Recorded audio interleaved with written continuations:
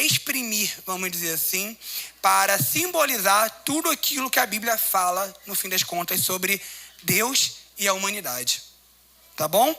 Eu quero pensar com vocês essa noite, basicamente, em 3 esferas de relacionamento. Alguns falam que são 4, mas eu quero trabalhar com 3 esferas de relacionamento. A primeira e mais óbvia é o relacionamento de Deus com o ser humano. A segunda esfera é a nossa relação consigo mesmo. Porque nós temos uma relação como nós nos vemos, como nós pensamos sobre nós mesmos. E a nossa relação com o nosso próximo, com o que está fora de nós, com pessoas semelhantes a nós. E eu quero trabalhar com o texto base, e já quero adiantar a vocês que eu vou fazer umas leituras necessárias hoje, até pedi já para a projeção estar colocando aqui, para facilitar também a visualização do que eu estarei lendo. E esse é o nosso primeiro texto, é o nosso texto introdutório, que é Gênesis capítulo 3. Abram as Bíblias de vocês.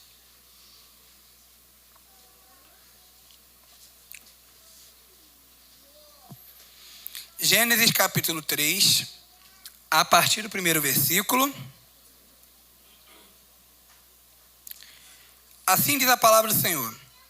Mas a serpente, mais astuta que todos os animais selvagens que o Senhor Deus tinha feito, disse à mulher: é verdade que Deus disse, não comam do fruto de nenhuma árvore do jardim? A mulher respondeu à serpente: do fruto das árvores do jardim podemos comer. Mas do fruto da árvore que está no meio do jardim, Deus disse: vocês não devem comer dele, nem tocar nele, para que não venham a morrer. Então a serpente disse à mulher: é certo que vocês não morrerão.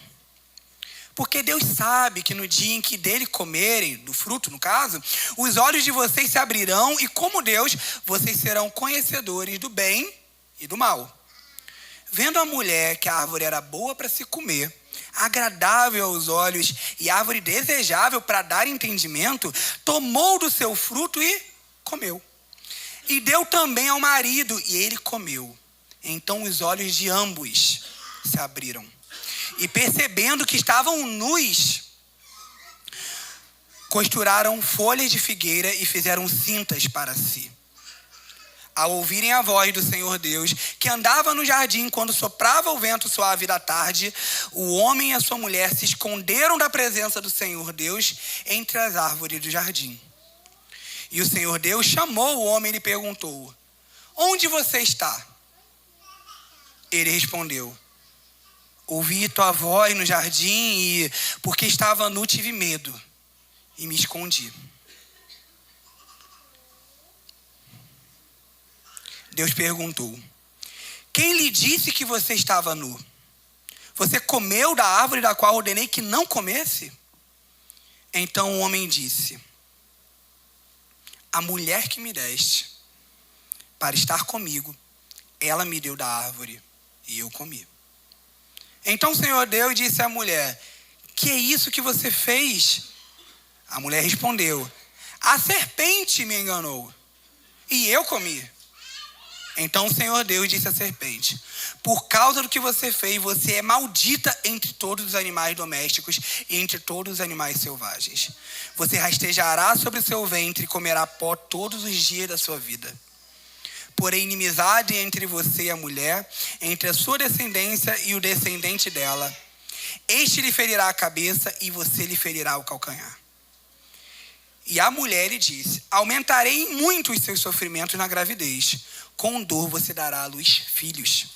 O seu desejo será para o seu marido e ele a governará.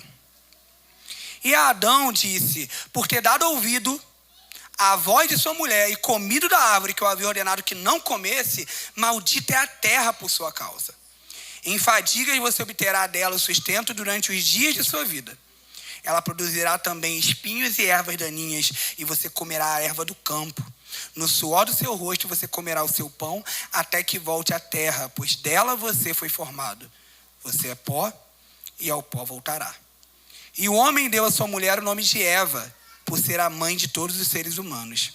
O Senhor Deus fez roupas de peles com as quais vestiu Adão e sua mulher. Então o Senhor Deus disse: eis que o homem se tornou como um de nós, conhecedor do bem e do mal.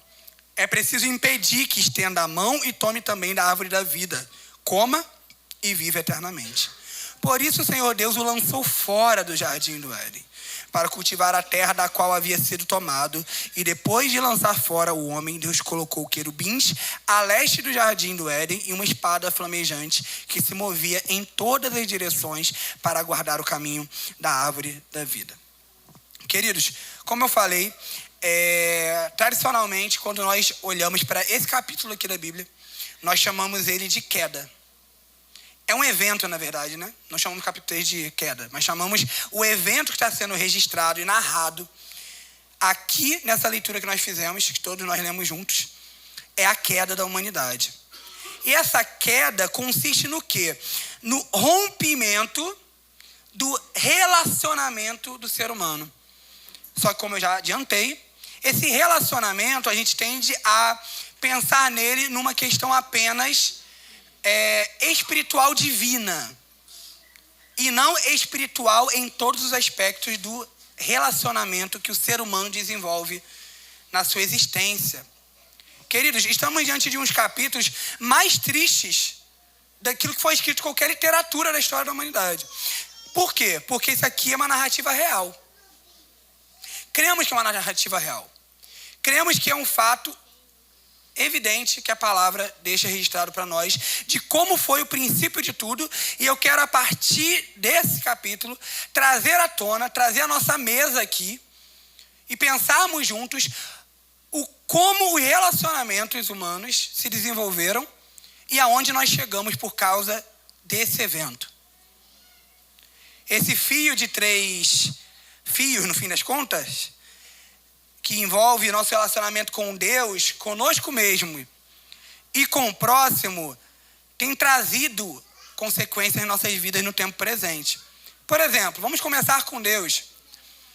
No livro A Cidade de Deus, não é o maravilhoso filme brasileiro, é A Cidade de Deus, de Santo Agostinho. Ele diz assim, para resumir esse episódio que a gente acabou de ler: a natureza humana, criada à imagem de Deus, foi corrompida pela sua própria vontade. Então, em primeiro lugar, o que Agostinho assume é que não somos mais como nós éramos.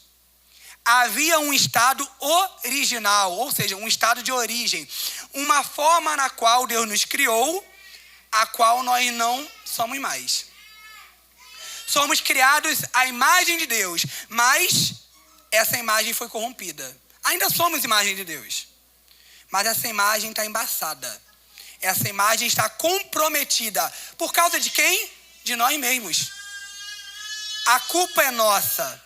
A narrativa de Gênesis mostra que o ser humano, o homem e a mulher, e até hoje nós, por causa da nossa própria vontade, temos a nossa imagem de Deus corrompida. Por quê? O que foi essa corrupção? Desobedecendo ao Criador, tornou-se sujeito ao pecado e à morte. Ou seja, aquilo lá que foi conversado entre a serpente e Eva, sobre Deus dizer, vocês não devem comer dessa árvore porque vocês morrerão, era, no fim das contas, verdade. A serpente diz que não é. A serpente tenta dissuadir Eva, dizendo que não, vocês não vão morrer, não. Deus está com medo, Deus está preocupado, Deus está pensando em preservar para ele algo dele que ele não quer compartilhar com vocês.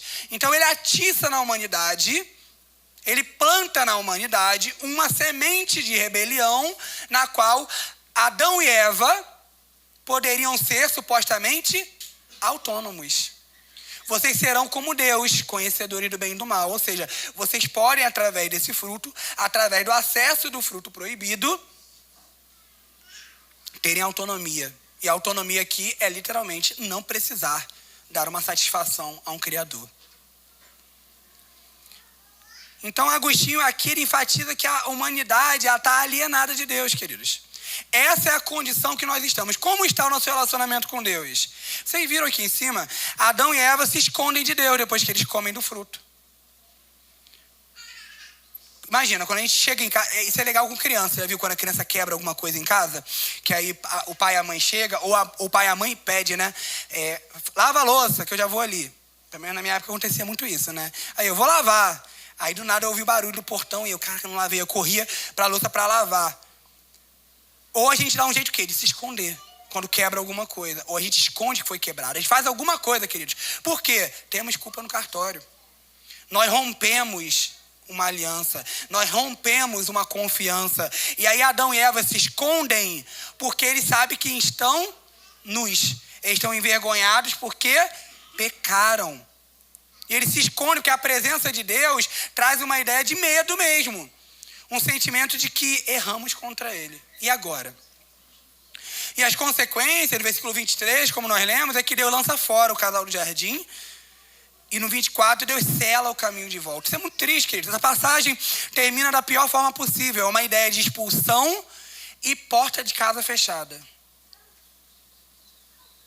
E aí a humanidade entregue ainda as obrigações e os deveres do relacionamento com o ambiente, porque a palavra aqui vai dizer que o homem e a mulher vão ter que lavrar a terra, só que a terra já não vai corresponder, a terra já não está tão boa. Por quê? Porque maldita é a terra por causa de Adão. Deus diz isso para Adão. Ou seja, toda a relação da humanidade, não só com seus semelhantes, mas até com o solo, foi comprometida. Então isso é evidente em nós, queridos. Há de alguma forma, e a gente consegue ver isso na gente, a gente consegue ver isso nos nossos amigos, a gente consegue ver isso na nossa família, que é um vazio espiritual, é uma necessidade de uma reconexão. Por isso que a palavra religião, ela vem realmente do grego, né? Religare. De alguma forma intuitiva no ser humano. Não importa no que você acredita, se você acredita em Deus, conforme a Bíblia cristã, se você acredita em Alá, se você acredita numa visão de transcendência da humanidade por meio do nirvana budista, não importa. Há algo em nós, principalmente na nossa geração, que percebe o seguinte: precisamos nos conectar com o divino. Que divino é esse? Mas eu preciso me conectar, eu preciso fazer alguma coisa. Aí a gente vai inventando coisa, a gente vai inventando religiosidades, a gente vai inventando todo tipo de simpatia ou movimentos religiosos e espirituais para nos conectar com o nosso elo perdido. Então nós sentimos essa morte espiritual. Nós sentimos falta de uma vida espiritual, de algo que nos eleve para essa divindade. Algo está quebrado. É impressionante você ir na tribo indígena mais afastada da humanidade. Eles vão ter um movimento natural de fazer algum tipo de sacrifício, algum tipo de oferenda, algum tipo de comportamento que na nossa percepção cultural vai ser julgado como primitivo, porque eles querem apaziguar. Eles querem, e apaziguar aqui é uma ideia de trazer uma paz. Olha que interessante. Então, parece uma consciência cultural inata de que há algo errado com o mundo espiritual e o nosso mundo. Igualmente, Gênesis explica a gente qual é esse problema na humanidade. Mas não para aqui. Além do nosso problema com Deus, nós temos um problema de relacionamento consigo mesmos, queridos. E aqui em Gênesis 3, nós vemos isso na nudez e na vergonha. Queridos, é interessante que uma chave gira na cabeça de Adão e Eva, que eles estavam nus, a palavra vai dizer, depois se vocês quiserem ler, em Gênesis 2, que eles estavam nus, um na presença do outro, e não sentiam vergonha nenhuma. E o autor, quando ele escreve isso, é pra gente. Porque, não sei vocês, é impressionante pensar realmente em pessoas nuas sem vergonha.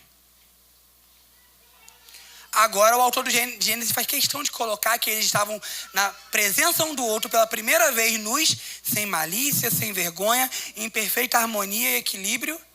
E aí após eles comerem o fruto, eles têm vergonha pela nudez. Vergonha por estarem numa condição inapropriada. Eles já não conseguem mais olhar um para o outro. E isso é muito interessante porque, queridos, isso mostra muito como aqui é a origem de todos os nossos problemas com a nossa autoestima. E aqui eu estou colocando somente a autoestima alta. Para surpresa de muitos, o alto aqui da autoestima não é de altura, tá? É alto de próprio. é a nossa estima própria, é a forma com que nós nos vemos. E todos nós, desde esse episódio aqui, de Gênesis 3, temos um problema de autoestima. Aí talvez alguém aqui possa dizer, eu não tenho problema de autoestima não, eu sou maravilhoso, eu sou muito lindo, eu sou um cara ou uma menina muito top, eu não tenho problema de autoestima não. Você tem um problema de alta autoestima. Porque nós sempre vamos ter um problema. Ou nós temos um ego inflado, ou um ego vazio, realmente extremamente deprimido. Onde nós temos percepções erradas de nós. Queridos, quem nunca teve uma percepção errada de si mesmo, atire a primeira pedra. A gente se acha, às vezes, a pessoa mais agradável do mundo. E aí vai conversar, um amigo nosso vai dar um... Amigo, você foi desnecessário ali. Tu quê? Eu costumo brincar, né? Que se o teu melhor amigo, a tua mãe e a tua namorada tem a mesma visão negativa de você, não é você que está certo, cara. Gente, como pode minha mãe, minha namorada e meu melhor amigo pensarem que eu sou muquirana? E não sabem quem eu sou. Poxa, se eles não sabem quem você é, realmente ninguém sabe, querido. Há pessoas que têm uma crise de identidade tão grande que acham que sabem quem elas são. Elas criam uma imagem de quem elas são, mas no fim das contas elas não sabem quem elas são. Elas projetam que são muita coisa ou projetam que não são nada. E nessa busca de se enxergar demais ou se enxergar de menos, nunca buscamos a Deus no fim das contas para saber quem somos de verdade. E não temos paz conosco mesmo. É por isso que eu lembro que na minha infância... eu louvo muito a Deus por tudo que tem acontecido desde a minha infância para cá, com a valorização, não riam, mas eu acho isso verdade demais, a valorização do cabelo cacheado. Porque na minha época, quando eu era criança, havia uma imposição cultural de que cabelo bom era cabelo liso. E aí dá-lhe prancha nos cabelos de todas as meninas. E na minha época eu sabia, porque nitidamente a gente via isso, hoje em dia eu confirmo isso com as meninas, não tinha produto bom para cabelo cacheado. Por quê? Porque não se valorizava cabelo cacheado. Porque todo mundo queria ter cabelo liso. E aí gerava aquele complexo na menina de cabelo cacheado, na menina negra, que não se via bonita porque não era o padrão cultural da beleza. E ela nunca pensou que no fim das contas a beleza que ela tinha foi a beleza que o próprio Deus deu para ela. Que o cabelo que ela tinha era o cabelo que Deus deu para ela. E hoje em dia a gente vê, graças a Deus, cada cabelo lindo. Liso e cacheado. E cada vez mais diversificado. Por quê? Porque Deus criou muitos cabelos. E alguns não têm cabelo. E tudo bem. Eu sei que alguns ficaram aí meio assim de, meu Deus. E eu, né, Senhor? Então, você não tem cabelo e glória a Deus por isso, querido. Mas percebam que a gente tem dificuldade com quem nós somos. E aqui, querido, eu não estou falando sobre o pecado, não. Eu estou falando sobre o que somos mesmo. O que Deus nos criou para ser é assustador, que a gente às vezes não se incomoda com o pecado, mas nós nos incomodamos muito com o que Deus criou e é bom. E a gente tem um problema com a nossa imagem, tem um problema com a forma do nosso olho, a gente tem problema com o nosso nariz, com a nossa boca, com o nosso peso. E aqui eu também não estou falando sobre cuidado com saúde, eu estou falando sobre uma insatisfação no coração de nunca conseguir se olhar no espelho e dizer, Senhor, o que o Senhor criou é bom. Glória ao Senhor pela minha vida, glória ao Senhor pelo que eu sou. E não é sobre você não poder fazer mudanças no cabelo, na estética, não é para usar maquiagem, não é sobre isso, queridos. É sobre uma insatisfação do coração, sabe por quê? Porque a gente não sabe mais se relacionar com a gente mesmo. Talvez alguns aqui essa noite sofram de uma coisa que às vezes eu sofro também. Às vezes eu não aguento mais me relacionar comigo mesmo. Se eu pudesse, eu me largava. Tem hora que eu não me aguento, minhas crises, eu quero me largar, só que não rola, não dá. A gente tem que lidar com o que a gente é. Só que a gente tenta lidar com isso sozinhos. Já que a gente quebrou o relacionamento com Deus, a gente tenta lidar com quem nós somos sozinhos. Só que a gente não consegue. Por que não falar da famosa crise de idades? A gente não consegue envelhecer. A gente tem dificuldade com idade. A nossa sociedade hoje em dia trabalha que velhos não servem para nada. E a gente vai deixando essas coisas entrarem em nós, a gente vai acreditando nisso. E alguns jovens se acham muita coisa por serem jovens, e a cultura também alimenta isso. E a gente vai, mais uma vez, com o nosso ego inflando porque somos jovens, ou com a gente ficando cada vez mais vazio porque somos velhos. E, mais uma vez, o que é verdade nessa história, queridos? Estamos sempre insatisfeitos. Ou isso pode ser sobre onde a gente nasceu. A gente não aceita que nós somos pobres, às vezes. E a gente quer viver uma vida que não é nossa. A gente quer ostentar status que não é nosso. Querendo mostrar sempre para os outros que somos algo que não somos. E no fim das contas, sabe o que isso reflete? Nós odiamos quem nós somos. Nós nos odiamos. Não aceitamos o que somos e o que temos. Que ódio ser brasileiro, que ódio nascer na periferia, que ódio. E nunca estamos satisfeitos. Quanto mais temos, menos satisfeitos nós estamos. E não acaba por aqui. O nosso relacionamento com o nosso próximo também foi atingido. E esse talvez seja o mais óbvio, o mais visível. E o que talvez ninguém aqui possa discordar. E lá já estava dito, no versículo 12, quando Deus questiona: quem te disse que você está nu? Comeste da árvore? E ele faz o quê? A mulher que tu me deste. Aqui tem um misto de Adão culpando Deus e Eva, mas ele depois. A mulher que tu me deste. Estava bom até ela inventar a gente comer esse fruto. De certa forma está subentendido ali que se o Senhor não tivesse me dado essa mulher, eu estava bem. Aí eu comi. E aí desde então virou essa síndrome de Adão, né? A gente não assume nossa culpa. Nossos problemas são sempre culpa de Deus e de alguém. Porque a gente não é tão ousado. Muitas vezes a gente não culpa Deus, não. Mas quando a gente culpa as circunstâncias, muitas vezes estamos dizendo: a culpa é tua, Deus. Até porque, queridos, nenhuma pessoa entra na tua vida se não for a vontade de Deus. Então, se você pecou por causa daquela pessoa, então você está culpando Deus de alguma forma. Então, no fim das contas, nós temos uma dificuldade de saber quem nós somos, nós temos uma dificuldade de assumir nossa responsabilidade e, se pudermos, ainda culpamos o outro. Então, a gente tem um problema com o próximo. Não vai longe. Em Gênesis 4, temos o primeiro homicídio. E ele começa, sabe onde? Entre dois irmãos. E aí começam os homicídios e as mortes entre família. E se a gente for estudar as grandes guerras de hoje, lá atrás eram irmãos também. Afinal, queridos, ainda que não seja de uma família nuclear semelhante, somos todos seres humanos e estamos guerreando o tempo todo. Todo dia a gente está vendo sobre guerra em comunidade, todo dia estamos vendo guerra na sociedade, guerra entre os países, e são, no fim das contas, seres humanos lutando contra seres humanos. Por que fazemos isso? Porque nós odiamos o nosso semelhante. Se nós odiamos a nós mesmos, nós não vamos odiar o nosso próximo? Mas, queridos, há esperança no Evangelho. Graças a Deus, eu estou numa posição muito feliz. Eu não venho só para falar das desgraças, eu venho para falar da graça. A palavra de Deus em Mateus capítulo 3, do versículo 13 a 17, diz assim. Mateus capítulo 3, do versículo 13 a 17, a palavra diz assim. Por esse tempo, Jesus foi da Galileia para o Rio Jordão, a fim de que João batizasse. João, porém, quis convencê-lo a mudar de ideia, dizendo: eu é que preciso ser batizado por você, e é você que vem a mim? Mas Jesus respondeu: deixe por enquanto, porque assim nos convém cumprir toda a justiça. Então ele concordou.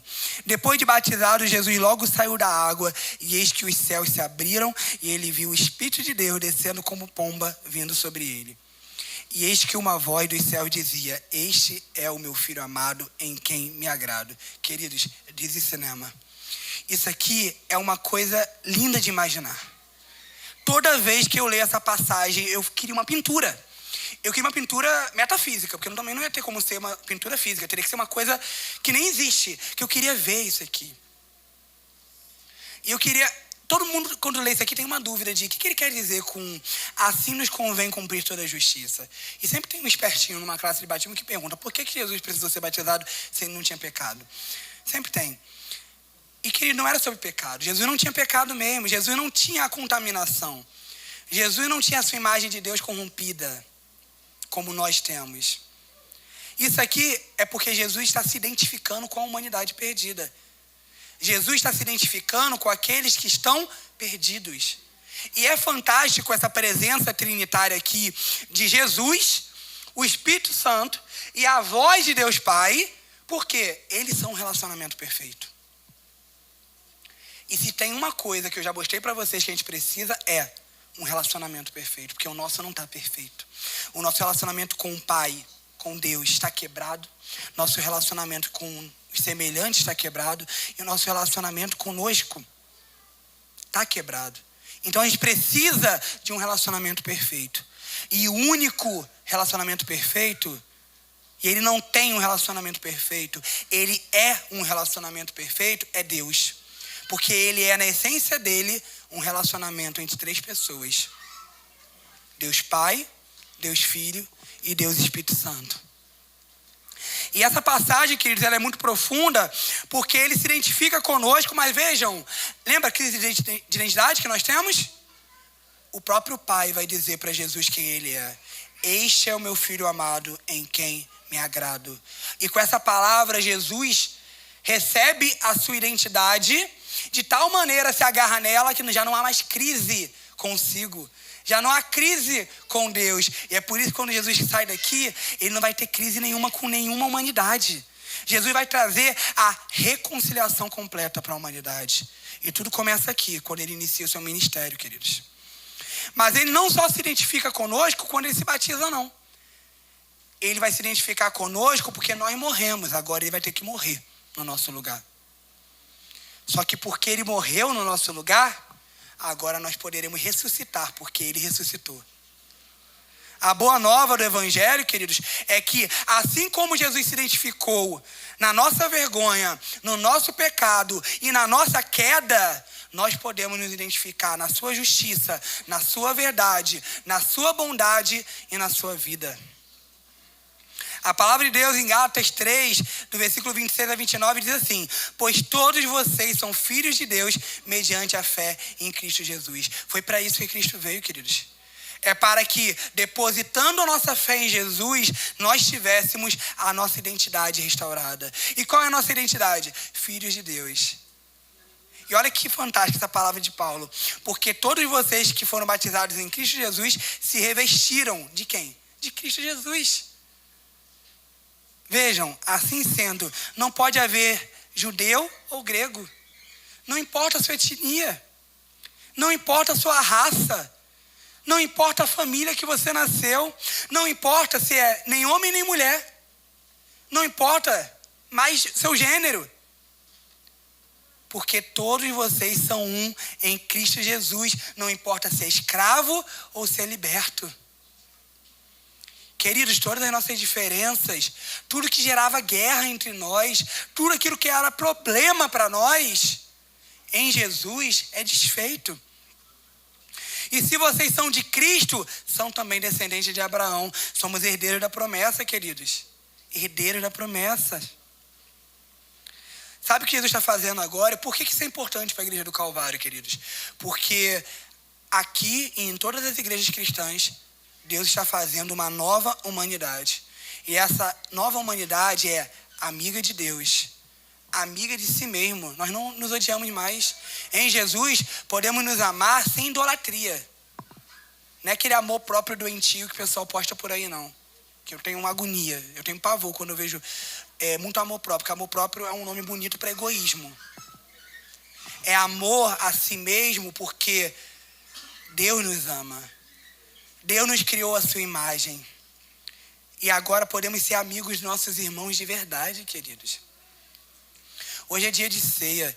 E eu sei que todo dia a gente deveria refletir em algumas coisas relacionadas a como às vezes tem algo no nosso coração ligado a lá no fundo, como diz o pastor João Marcos, se a gente raspar direitinho, lá no fundo a gente vai ver que se a gente confessar com o nosso coração, se chama Eu Odeio Meu Irmão.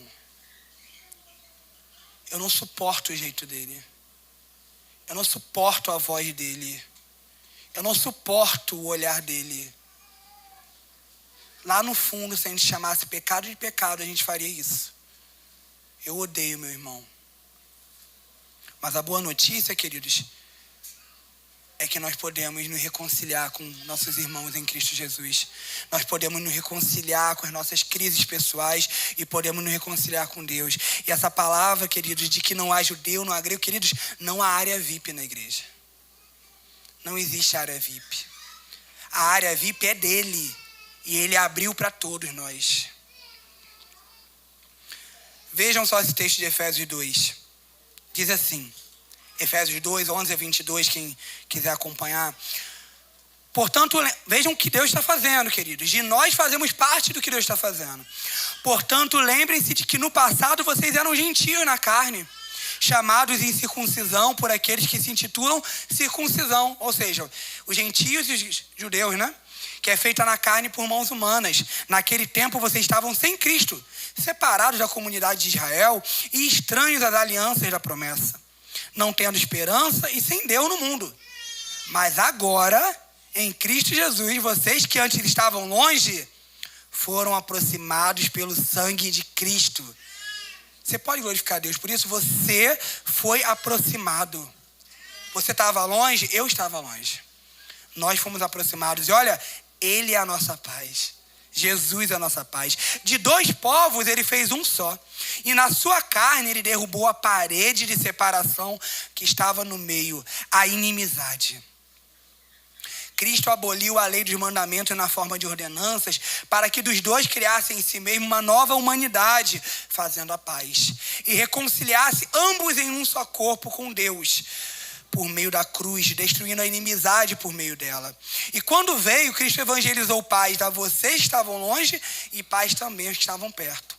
Porque por meio dele, de Jesus, ambos temos acesso ao Pai em um só Espírito.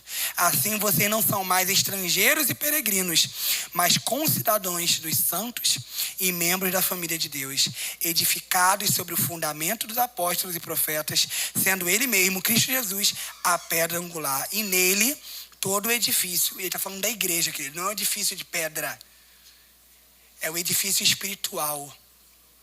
É o edifício do que Deus está construindo, queridos. Somos nós. Somos nós. Bem ajustado, cresce para ser um santuário dedicado ao Senhor. Nele, em Cristo, queridos, também vocês estão sendo edificados junto com os outros para serem morada de Deus no Espírito.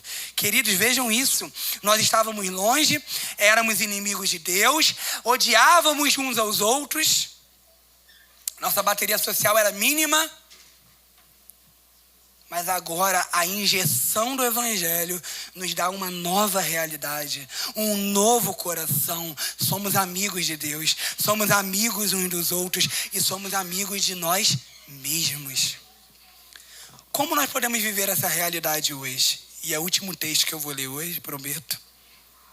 Efésios 5, 14. Por isso é que se diz, desperte você que está dormindo. Levante-se dentre os mortos e Cristo o iluminará. A palavra de Deus já nos mostrou claramente aqui que qual era a nossa condição? Estávamos mortos em delitos e pecados, insensíveis e com nossos relacionamentos quebrados. Mas Ele está nos chamando essa noite, como sempre. Desperta tu que dormes, desperta tu que estás morto e Cristo o iluminará. Portanto, tenham cuidado com a maneira como vocês vivem. E vivam não como tolos, mas como sábios, aproveitando bem o tempo, porque os dias são maus. Por esta razão, não sejam insensatos, mas procurem compreender qual é a vontade do Senhor. E não se embriaguem com o vinho, pois isso leva à devassidão, mas deixem-se encher do Espírito. O pessoal pega muito esse texto e enfatiza muito não se embriagar com o vinho e esquecem completamente a parte seguinte dele, que é o se encher do Espírito Santo. Querido, sabe como é que a gente vive uma vida com Deus de verdade? Não tem como fazer isso pela própria força. Se você chegou aqui essa noite e acha que eu vou terminar essa pregação dizendo, sai daqui dando o seu melhor, eu estaria te dando um caminho muito furado para você andar com Deus. Porque por mais que eu dê o meu melhor, queridos, eu vou sempre cair em pecado porque eu sou um pecador. Por mais que eu me esforce, eu sempre vou falhar. Todos nós aqui temos uma lei que fala mais alto do que a nossa boa vontade. Você não vai fazer a sua melhor versão. Sinto muito. Talvez você consiga seguir a dieta essa semana. Talvez você consiga ir todos os dias para a academia essa semana. Talvez você consiga estudar as horas que você colocou que você tem que estudar todo dia. Mas não é sobre isso que eu estou falando. Eu estou falando sobre andar com Deus. Você vai ter um problema com alguém em algum momento. Você vai ter um estresse com um irmão em algum momento. E se você quer caminhar com essa igreja, eu quero te adiantar que aqui é um monte de gente problemática junta. Eu sou problemático pra caramba. Graças a Deus eu tenho esse lugar que todo mundo sabe que eu sou problemático, me ama apesar de eu ser problemático e ainda me ajuda a ser menos problemático. E eu estou no processo também, mesma coisa, é recíproco. A nossa aliança de membro basicamente é isso. A única coisa que eu posso te dizer essa noite é: encha-se do Espírito Santo. Porque eu queria muito que você hoje, se você se vê, se essa pregação está fazendo sentido para você até agora, eu queria que você fizesse uma oração aí onde você está agora. E a oração que você tem que fazer é essa. Não é, você pode me procurar, a Igreja do Calvário está aqui, você pode procurar qualquer um de nós, estamos dispostos a ajudar vocês. Mas se você procurar a gente e não procurar o Espírito Santo, nada vai mudar. Então, antes de procurar a gente, eu queria que você fizesse aí no seu lugar agora. Se tem alguma dessas áreas que você está vendo nitidamente que está quebrada na sua vida, seu relacionamento com Deus, seu relacionamento consigo, talvez você tenha problemas pessoais de crise de identidade profunda, que você não consegue aceitar quem você é. E talvez você tenha problema com o próximo, com a sua mãe, com o seu pai. Problemas mal resolvidos entre amigos, família. Problema na família que não tem. Já dizia aquela música antiga. Se é o teu caso, querido, fala com Deus agora. Senhor, encha-me do teu Espírito Santo. Encha-me do teu Espírito Santo, porque só cheio do teu Espírito Santo eu vou ter uma mudança de vida de verdade. Somente cheio do teu Espírito Santo é que os relacionamentos vão ser restaurados na minha vida. Somente cheio do teu Espírito Santo é que o Senhor vai me levar à tua presença de novo. Eu não vou voltar pela tua força, pela minha própria força. Eu não vou restabelecer meu relacionamento pelo meu próprio amor, que eu sou uma pessoa muito amorosa, não. Somente pelo Espírito Santo. Queridos, você quer saber se uma pessoa é cristã de verdade? Pergunte à esposa e ao esposo dela.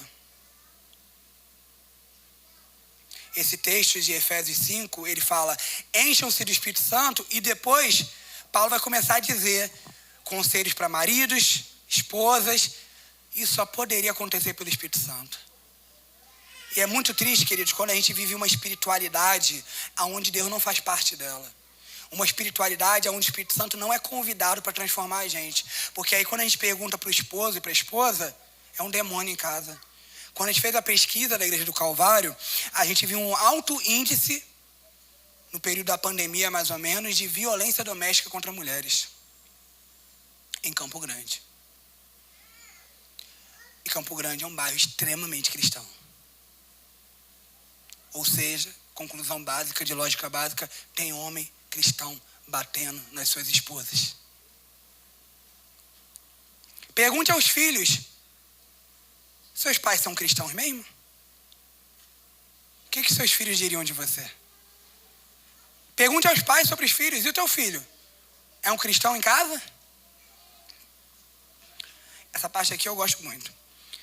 Pergunte ao chefe: e aí, fulano na empresa trabalha mesmo? Ou só fica morcegando? Falando de Deus por aí, mas trabalhar que é bom nada. Tem muito, tá, gente? Depois, se quiser uma história ou outra, eu conto. Pergunte ao empregado: como é que é teu chefe? Já contei uma história aqui, né? Que eu tive um encarregado que, quando a gente chegava no Porto Fora, de navio, nos outros estados, para ir na igreja, era irmão, aí abraçava e ia com todo mundo. No navio: bom dia, senhor. Nem olhava na minha cara. Crente. Como estão as suas relações na igreja? Você tem problema com alguém aqui? Ou você está visitando a gente aqui hoje, você tem problema com a sua igreja lá? Alguém? Vê direitinho. Não fica no superficial, não. Vai até lá no fundo. Quem você odeia? É muito forte a palavra ódio? Quem você tem aversão? Quem você não gosta? Como estão as suas relações fora da igreja cristã, na igreja do Calvário e também nossos visitantes? Porque aqui às vezes é tudo muito bonito, né? Daqui a pouco vai acabar o culto, queridos, e a gente vai abraçar todo mundo dessa igreja. Eu amo isso aqui. Eu acho que a gente tem que fazer isso mesmo. Mas seria muito triste se a gente abraçasse todo mundo aqui lá fora e a gente fosse um monte de gente entojada e nojenta. Que no mercado não dá bom dia nem para o atendente. É difícil, né, ouvir essas coisas. Mas eu não estou falando para a gente sair daqui com a nossa força mais uma vez. Eu estou convidando a gente a olhar para a fonte de todo o nosso socorro. Encha-se do Espírito Santo. Não saia daqui essa noite, querido, confiando na sua própria força. Não saia daqui essa noite achando que você tem o poder de se fazer o super-homem, o super-crente. Eu vou ser semelhante a Jesus, sim. Querido, cuidado. Pelo poder do Espírito Santo, Ele pode fazer isso em você. E é essa esperança que eu quero te dar. Não estamos perdidos, queridos. Há esperança para qualquer um de nós aqui essa noite.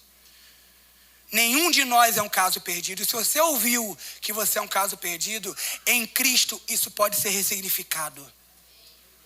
E você pode sair daqui como um filho de Deus, amado, transformado e cheio do Espírito Santo. Deus deseja que nós, queridos, a começar na igreja do Calvário, nessa igreja, sejamos agentes de reconciliação e paz neste mundo. Amém? Teremos um momento de reflexão agora, com louvor de reflexão. É um momento seu também. Fala com Deus nesse momento. Tudo aquilo que você refletiu agora, até agora, aonde Deus te levou. Confessa pecado se necessário for. Fala com Deus nesse momento. E daqui a pouco teremos nosso período de ceia também. Tá bom?